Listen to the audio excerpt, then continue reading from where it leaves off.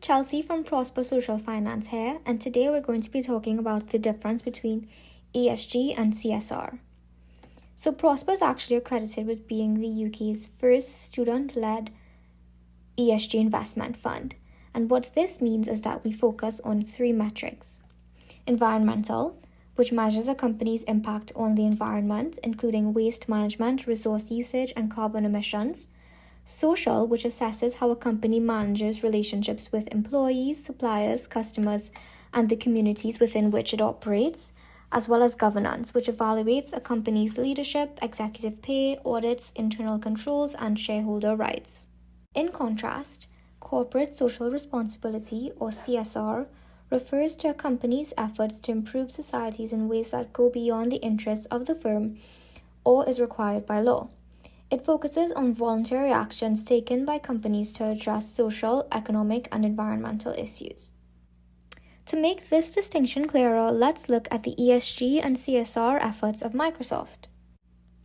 So, on the ESG side, Microsoft aims to be carbon negative by 2030 and has set measurable goals for reducing its carbon footprint. CSR, on the other hand, would involve Microsoft's engagement in corporate volunteering and support of educational initiatives. Whether you're concerned with ESG like we are here at Prosper, or CSR, greenwashing is still a pertinent issue which can occur in both contexts, but it does manifest differently in each. In the ESG context, greenwashing often involves companies making misleading claims about their environmental, social, or governance practices to attract investors and improve their public image. For example, a company might exaggerate its carbon reduction efforts or sustainability initiatives without making substantial changes to its operations. This can mislead investors who rely on ESG metrics to make informed decisions.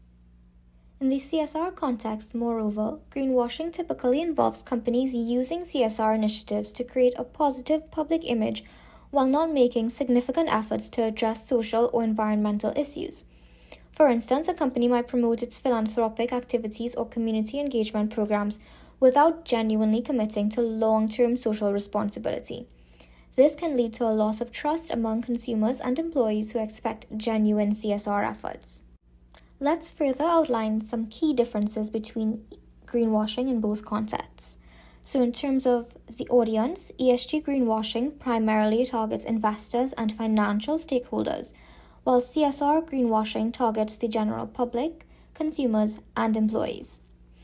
ESG greenwashing often involves manipulating or exaggerating quantifiable metrics, whereas CSR greenwashing may involve vague or unsubstantiated claims about social and environmental impact. In terms of regulatory scrutiny, ESG greenwashing is increasingly subject to regulatory scrutiny and standardization efforts, as seen with the UK's plans to regulate ESG ratings providers. CSR greenwashing, on the other hand, may face less formal regulation but can still result in significant reputational damage and legal risks. Regardless of ESG or CSR contexts, both forms of greenwashing can undermine trust and credibility, making it crucial for companies to ensure their ESG and CSR claims are accurate, transparent, and backed by genuine efforts. Thanks for watching.